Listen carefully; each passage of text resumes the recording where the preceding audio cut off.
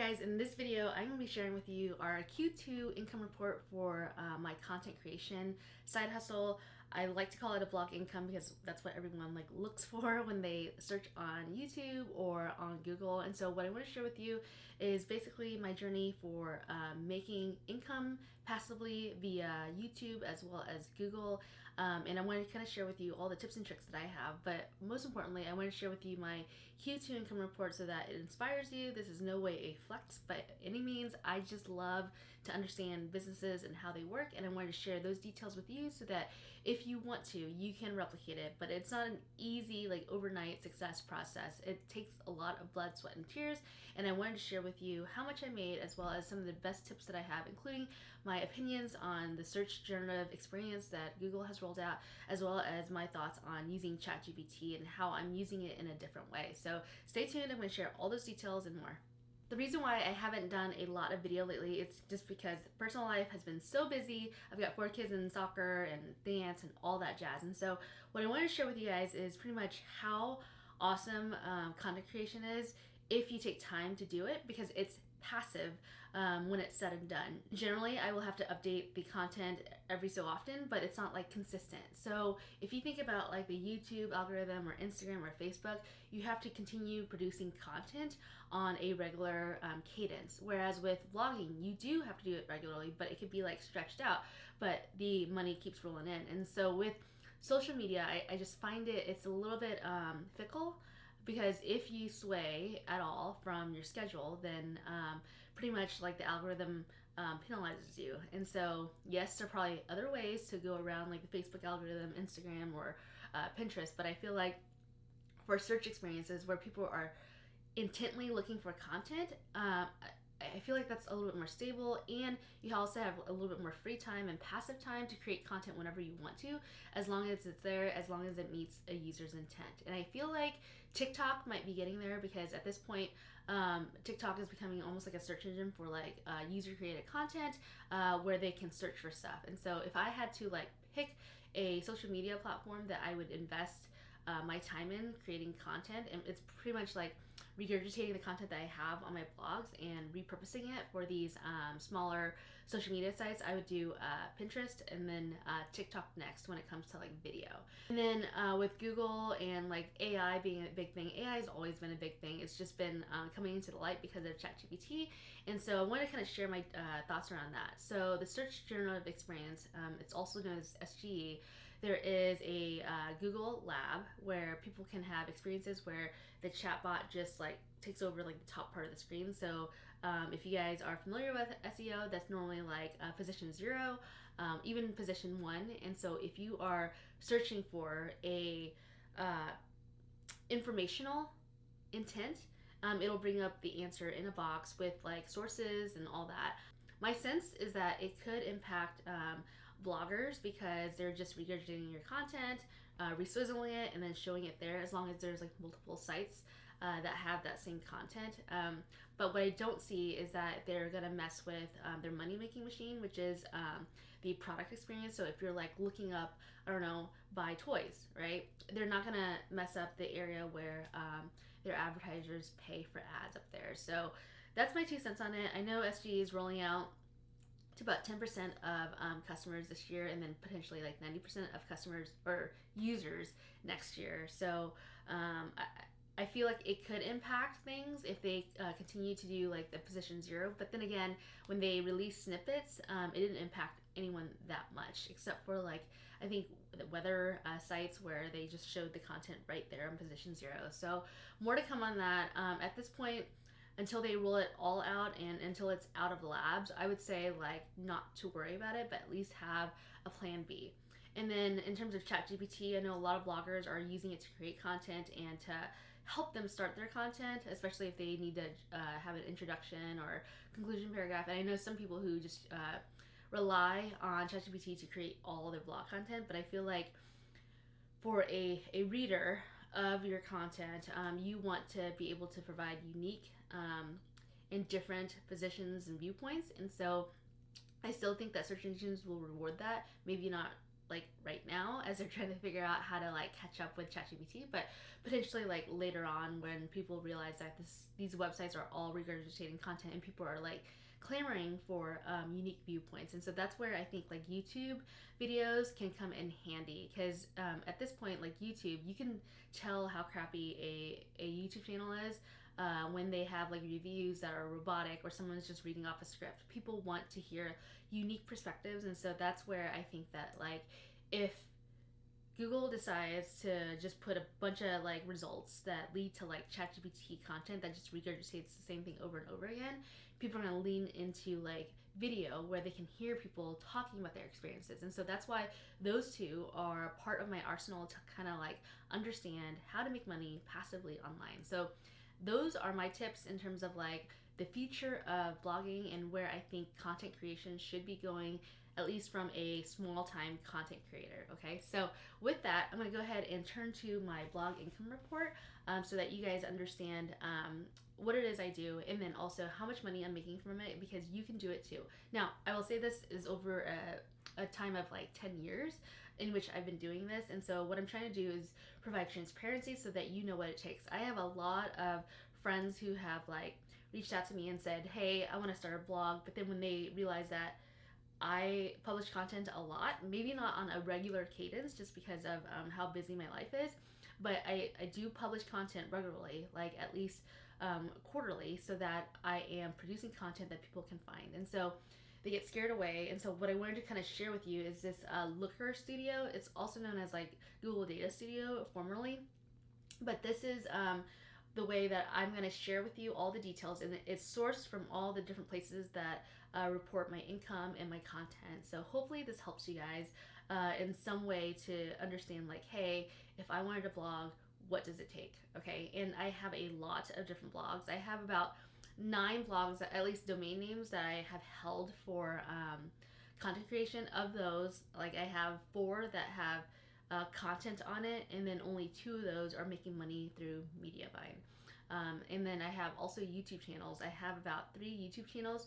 This one, a lifestyle one, and then also a vacation one where I'm trying to get into the travel vlogging. And for me, having content in all of these different genres actually helps me as a content creator understand what it takes, and then that allows me to go into different groups where I learn what travel vloggers do versus what food bloggers do versus what lifestyle bloggers do. And so being able to kind of span the gamut of the different types of niches is really, really helpful in terms of like how I think about creating content. Okay, so you can see that there's 519 blog posts. There's a total of 147 blog posts on the food channel, and then for the one that is about kids education, it's about 133. And I really haven't created content here. And then marketing, I have 0. So I have one that's going to be in marketing, and then one in the tech sector, which is 46 blog posts. And these 2, I've not yet had time to create a report for it. So that's how much I'm creating content, and this is like 1 or 2 or 3 pieces of content every month. For the lifestyle blog, you can see that it went up about 4.7%. Normally, I will average around like 90,000 around Thanksgiving and Christmas time, because a lot of my content in that space goes up pretty high there. Food blog, it's slowly dwindling because I haven't written a lot of recipes lately because my mom hasn't been cooking. So I've had about, it's a small increase, but you can see it like kind of dips down, dips up, dips down. I think there's probably like an algorithm change here because all of these sites are going down, or maybe it's seasonal because it's the holidays. And so when you guys are looking at these reports, I feel like it's super helpful to understand where your content is going and why things dip, and it explains itself. So because the data doesn't lie, it tells you something happened during this time period, right? You just don't know what. And when you have 3 types of blogs that tell you the same story, it's super helpful to say, hey, is my like lifestyle blog tanking because Google like somehow identified my blog as one to like penalize? And for me, the answer is no. Like something literally happened during these 3 months across all these different sectors, except for the tech sector, which is dipping anyway. This is really funny because this tech sector one is kind of like a business to business type sector, and so you can see like Monday through Friday, people are asking questions while they're working, and it goes down on the weekends. So I think that's quite hilarious just to see. And then this blogging channel, it also mirrors my sangnickerson.com, which I think I'm gonna reswizzle to be more a consulting service. So if anyone wants me to help consult on their blogging or their small business for paid search, I think I'm gonna start doing that. I just don't have the time or the patience to set up my site for that, because setting up a site for like consultative services or like courses and stuff is a little bit different strategy and methodology than one that's specific to just ranking on Google, so that people can come to your site and then you can watch them look at ads. With paid search, where you're like offering services or you're a small business, it needs to be a cleaner site. It needs to be optimized for the user specifically, not for Google. So that's where I just haven't made the effort in here. And also, one thing is that for this type of blog here or website, you don't have to have a lot of page views to generate sales. So that's another thing. I just don't have time to trade time for money just yet. But when I do, I plan on driving this a little bit higher as well. All right, so next up, here are just the raw numbers that you can see: page views, sessions, total users. This is all using Looker Studio, which then looks at G4 analytics. So something to look at there, and they should mirror what was on the previous page.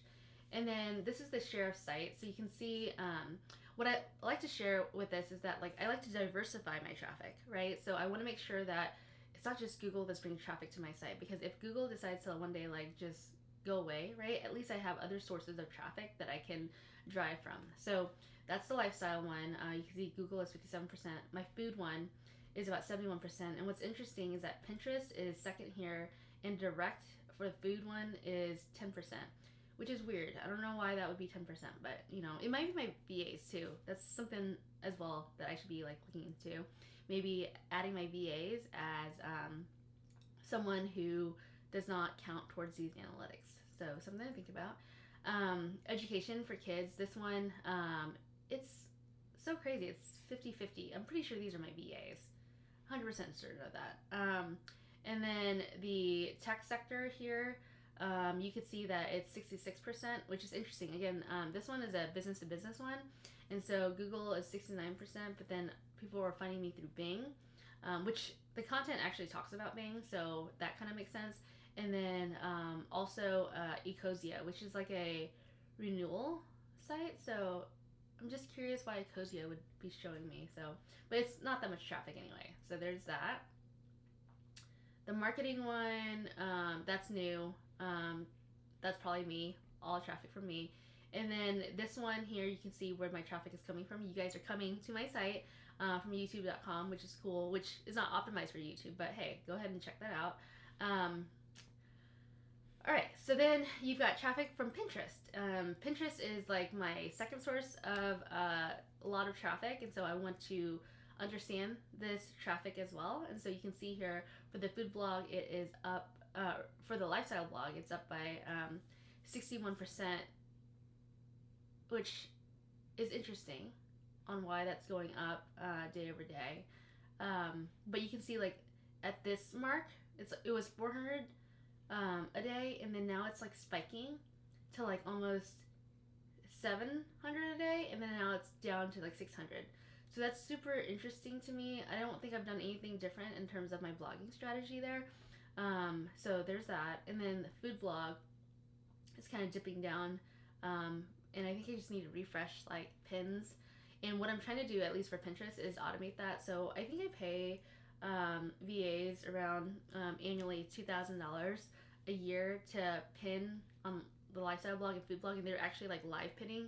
I'm thinking about creating an integration with the Pinterest API and creating my own way to pin descriptions I already have, images I already have, and then just randomize it. And we use ChatGPT to teach me how to code in Python to do that. And so that's been on my bucket list to go do for the last year now. And so I want to make sure that I get that done. Not end of this year, because that's a little bit too overachieving. I would say like end of next year, I will have some sort of code that integrates with Pinterest, kind of like Tailwind, but for my own personal use. If you guys don't know what Tailwind is, it's like it used to be just a Pinterest scheduling platform, and now it's expanded to like email or whatever. I don't use it anymore for reasons I won't share. I would not recommend using it either, just from my own personal experience. But just want to share that with you guys. I'm trying to create my own like personal tailwind that makes sense for my blogs with an S. And then traffic from web stories. Web stories has been an area that I've been focused on to create content in. And as you can see, this is the traffic that I'm getting right now from it. It's not great by any means. And so I can still see traffic coming in. So it does trickle in, but it's not that great. And it might be my reporting is off too, but I've invested in a lot of money in terms of like web stories for my blog, and I don't know how I feel about it just yet. I'll give it another year where I'm paying VAs to make my web stories for me. You guys, I pay like I think $10 per web story, but I pay on a weekly cadence, and so they're more willing to like create content for me quickly, and so that's why I'm paying for it, because I just don't have the time. Sometimes time is a commodity, and you just need to trade time for money, and that's where I'm doing it. Now, email traffic.